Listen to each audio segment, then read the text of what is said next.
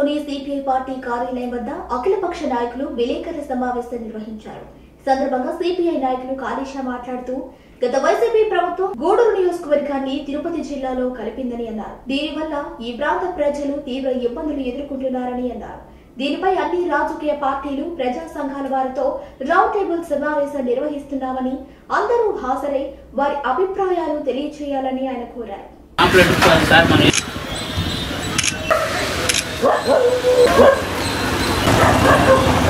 గూడూరుని ఏంటంటే గతంలో ప్రభుత్వాలు గూడూరు నెల్లూరు జిల్లాలో ఉండి తిరుపతి జిల్లాలో కలపడం జరిగింది.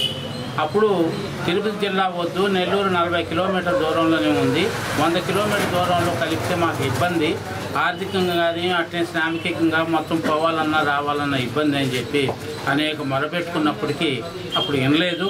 అవి చాలా జిల్లాలు చేసేదానికి వాళ్ళు గూడూరుని తిరుపతి కలిపితే ఇప్పుడు ఈ 3 ఏళ్ళు 2 ఏళ్ళు చూసినప్పుడు చాలామంది కూడా డాక్టర్లు, లాయర్లు, వ్యాపారస్తులు, మిగతా వాళ్ళు, రాజకీయ పార్టీల వాళ్ళు అందరూ కూడా దాన్ని అనుభవించిన తర్వాత ఇప్పుడున్న పరిస్థితుల్లో చూసినప్పుడు చాలా ఇబ్బంది పడుతున్నారు. ఏంటంటే చాలా దూరంనా అదే ఇది అని సాగుతుంది. అంతకుముందు మనం జరిపినప్పుడు ఐక్యంగా తెలుగుదేశం, అట్నే బీఎస్పీ, అదేవిధంగా ప్రజా సంఘాలు, సిపిఐ, సిపిఎం వీళ్ళందరూ కలిసి ఈ ఉద్యమం మీద కాంగ్రెస్ పార్టీ అందరూ కలిసి ఉద్యమాలు చేశాం. ఇంచుమించు 40 రోజుల దాకా టవర్ క్లాక్ కాడ పెద్ద ఎత్తున కార్యక్రమం జరిపాం. దానిలో తెలుగుదేశం పార్టీ కూడా పూర్తిగా మద్దతు ఇచ్చింది. ఆ రోజులు ఉన్న పరిస్థితుల్లో వచ్చి వాళ్ళు కూడా పాల్గొన్నారు. సరే, ఇప్పుడు అధికారంలోకి వస్తే ఇటీవల ప్రచారంలో కానీ ఎన్నికల సందర్భంగా చంద్రబాబు నాయుడు కానీ, లోకేష్ కానీ, స్థానిక ఎమ్మెల్యే కానీ అందరూ కూడా చెప్పారు, ఏదో మేము అధికారంలోకి వస్తే ఖచ్చితంగా గూడూరుని నెల్లూరులో కలుపుతామని చెప్పారు. ఇక్కడే కాదు, రాష్ట్ర వ్యాప్తంగా కూడా వాళ్ళు వాగ్దానం చేశారు. అవి జరుగుతూ ఉన్నాయి. సరే, దాంట్లో భాగంగా ఇటీవల కాలంలో ఏంటంటే తెలుగుదేశం అధికారంలో వచ్చిన తర్వాత సునీల్ కుమార్ గారు ఎమ్మెల్యే గారు ఆయన ఏంటంటే అసెంబ్లీలో కూడా దాన్ని మామూలుగా చెప్పిందే కాకుండా అసెంబ్లీలో కూడా రేట్ చేసి ప్రభుత్వ దృష్టికి కూడా తీసుకుపోవడం జరిగింది. దాంట్లో భాగంగా చంద్రబాబు నాయుడు గారు వాగ్దానం చేశారు, ఖచ్చితంగా చేయాలా, అది పాలసీ మ్యాటర్ అన్నట్టు చెప్తూ దాంట్లో కూడా కొన్ని ఇబ్బందులు చెప్తున్నారు. ఇబ్బందులు ఉంటాయి కాదండంలా, ఎందుకంటే దానికని చేసేటప్పుడు ఆలోచించాలి ప్రభుత్వాలు. ఆ రోజుల్లో పరిస్థితి ఏంటంటే ఆ రకంగా చేసేసి ఈరోజు ఏంటంటే ప్రభుత్వం చేస్తామని అంటుంది. కానీ అది కాలయాపన కాకుండా తొందరగా చేయాలని చెప్పే ఉద్దేశంతో మళ్ళీ గత ఏర్పడ్డ కమిటీలు ఈరోజు మళ్ళీ అందరూ కూడా లాయర్లు కానీ డాక్టర్లు కానీ అందరూ కూడా దాన్ని కోరుకుంటున్నారు. ఏదేంటంటే ఖచ్చితంగా పాల్గొనాలని. అదే రౌండ్ టేబుల్ సమావేశం రేపు 5వ తారీఖు షాజీ మంజిల్లో 10 గంటలకు జరుగుతుంది. ఈ 10 గంటలకు అందరూ కూడా రాజకీయ పార్టీలు, ప్రజా సంఘాలు, అదేవిధంగా న్యాయస్థానాలు, అదేవిధంగా డాక్టర్లు వీళ్ళందరికీ కూడా చెప్పున్నాం. వీళ్ళు కూడా పాల్గొని వాళ్ళ అభిప్రాయాలు చెప్పి రౌండ్ టేబుల్ సమావేశాన్ని సక్సెస్ అయ్యేటట్టుగా ప్రయత్నించాలా. రాష్ట్ర విభజన జరిగినప్పుడు మద్రాసు రాష్ట్రం నుంచి కానీ అంతకుముందు కానీ గూడూరు ప్రాంతాన్ని నెల్లూరుకు దగ్గరగా ఉంది. ఇక్కడ ఉన్నటువంటి నైసర్గిక స్వరూపము, ఇక్కడ ఉన్నటువంటి ప్రజల యొక్క మనోభావాలు, వారి యొక్క సంస్కృతి సంప్రదాయాలు అన్నీ కూడా ఒకే విధంగా ఉన్నాయి. కాబట్టి ఈ ప్రాంతాన్ని నెల్లూరులోనే ఉంచాలని చెప్పేసి నెల్లూరు జిల్లాలో ఆ రోజుల్లో చేయడం జరిగింది. జిల్లా మార్పు దిశగా ప్రయాణించేటప్పుడు ప్రజల యొక్క మనోభావాలు కానీ, ఇక్కడ ఉన్నటువంటి నైసర్గిక స్వరూపము, అదేవిధంగా సంస్కృతి సంప్రదాయాలను ఏమి పరిగణలోకి తీసుకోకుండా సుదూర ప్రాంతమైనటువంటి తిరుపతి జిల్లాలో కలపడం అనేది మంచి పద్ధతి కాదు అని చెప్పి ఇక్కడంతా కూడా ప్రజలు భావిస్తున్నటువంటి సందర్భంలో మాజీ ముఖ్యమంత్రి గారు తీసుకున్నటువంటి నిర్ణయం సరైనది కాదు. వైఎస్ఆర్సీపీ నిర్ణయాన్ని అందరూ కూడా ప్రజలు వ్యతిరేకిస్తున్నారు.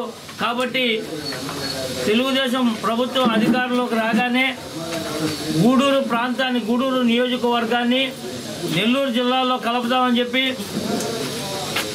మన గూడూరు శాసనసభ్యులు పాసం సునీల్ కుమార్ గారు, అదేవిధంగా మన గౌరవ ముఖ్యమంత్రి వర్యులు నారా చంద్రబాబు నాయుడు గారు హామీ ఇవ్వడం జరిగింది. అదే పనిగా మన శాసనసభ్యులు గారు శాసనసభలో గూడూరు నియోజకవర్గాన్ని నెల్లూరు జిల్లాలో కలపాలని చెప్పేసి ప్రస్తావించడం, అదేవిధంగా ఆయన గూడూరు నియోజకవర్గాన్ని నెల్లూరు జిల్లాలో కలిపేందుకు ఆయన తీసుకున్నటువంటి చొరవని మనందరం కూడా అభినందిస్తూ ఆయనకి అందరూ కూడా మద్దతు తెలుపుతూ మనందరూ కూడా ముందు పోదాం. గత కొన్ని సంవత్సరాలుగా గూడూరు నియోజకవర్గం నెల్లూరు జిల్లాలో ఉంది. దాన్ని జిల్లా పునర్వ్యవస్థీకరణ జరిగేటప్పుడు మన గూడూరుని తిరుపతి జిల్లాలో కలిపేశారు. దానివల్ల గత ఎమ్మెల్యే అయితే ప్రజాభిప్రాయాలను దృష్టిలో పెట్టుకుని ఆయన కూడా గూడూరు నెల్లూరులో కలపాలని చెప్పాడు. ఇప్పుడు మా ప్రజాభిప్రాయాలన్నింటినీ కూడా మా ఎమ్మెల్యే గారు అసెంబ్లీలో వెలుగెత్తి చాటి మా ప్రజలు ఈ విధంగా కోరుకున్నాను. మొట్టమొదట ఆయనకి ఇచ్చిన అవకాశాన్ని ప్రజల మనోభావాలు వ్యక్తపరిచేదానికి కోసరంగా మా పాసిన సునీల్ గారు ఎమ్మెల్యే గారు మా ప్రజాభిప్రాయాన్ని తెలియజేసినందుకు ఆయనకి సర్వదా కృతజ్ఞతలు తెలియజేస్తూ, ముఖ్యంగా గూడూరు ప్రజలకి నైసర్గిక స్వరూపంగా భాషాపరంగా అందరూ కూడా బంధుత్వాలు కానీ సంప్రదాయాలు అన్నీ కూడా నెల్లూరు జిల్లాతో ఎక్కువ లింక్ ఉంది. తిరుపతి జిల్లాని ఒకరోజు తమిళనాడు బార్డర్ అట్లా వెళ్ళిపోయేటట్టుంది.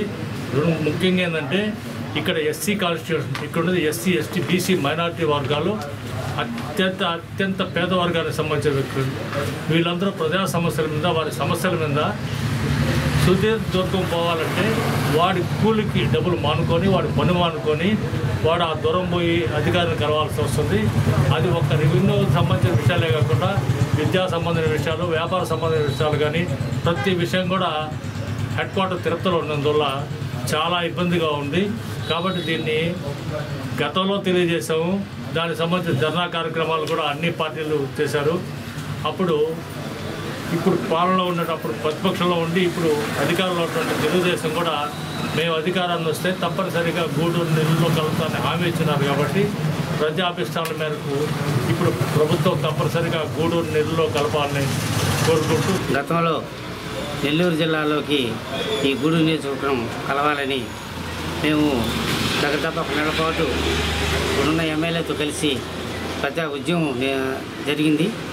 దీంట్లో భాగంగానే అప్పటి ఎమ్మెల్యే ఆయన స్థాయి చాలదు కాబట్టి అది జరగలేదు. ఎందుకంటే సర్వేపల్లి, రాపూరు ఈ ప్రాంతం అంతా వాళ్ళు రాజకీయ నాయకులు బలం ఉన్నవాళ్ళు కాబట్టి ఆ రోజు వైఎస్ఆర్ పార్టీ కలుపుకుంది. కానీ బలం లేక ఈయన వదిలేశాడు.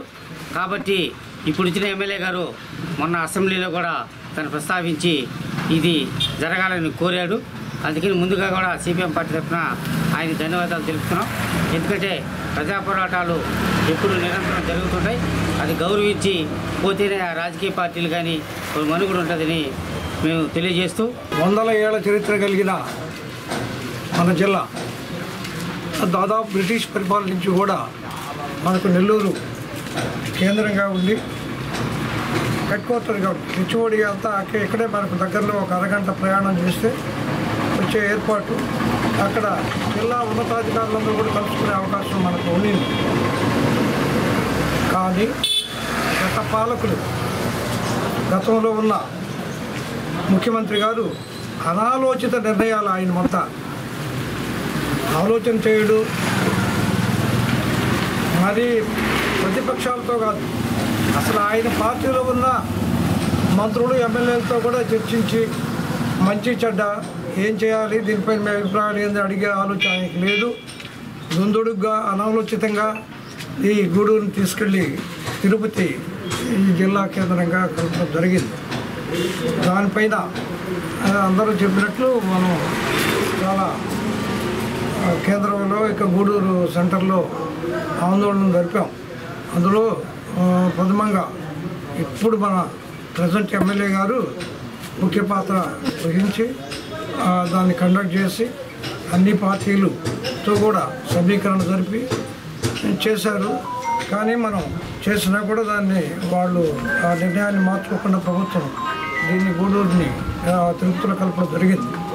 తర్వాత కూడా దాన్ని మర్చిపోకుండా మన ఎమ్మెల్యే గారు ఖచ్చితంగా ఇక్కడ ఆ ఎలక్షన్లో ముఖ్యమంత్రి గారిని, అంటే అప్పటి చంద్రబాబు గారు కానీ లోకేష్ గారు కానీ ఇక్కడ గూడూరు రావడం జరిగింది.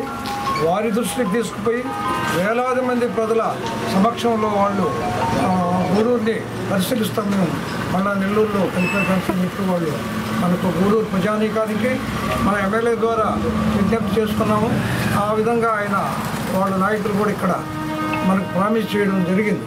కానీ ఇదే తర్వాత మన ఎమ్మెల్యే గారు కలిసిన తర్వాత గెలిచి అసెంబ్లీలో కూడా దాన్ని స్పీకర్ దృష్టికి తీసుకెళ్లారు. ఆ సభలో ముఖ్యమంత్రి గారు, లోకేష్ గారు ఇక్కడ ప్రామిస్ చేసిన వాళ్ళు కూడా ఉన్నారు. కానీ జరగద్దని చెప్పి మేమంతా కూడా ఆశిస్తున్నాము. జరుగుతుందని చెప్పి మనం గూడూరు ప్రజలకి ఒక మంచి మన ఎమ్మెల్యే గారు ఉన్నప్పుడే ఈయన యంగు కొంచెం ధైర్యంగా ఉంటాడు.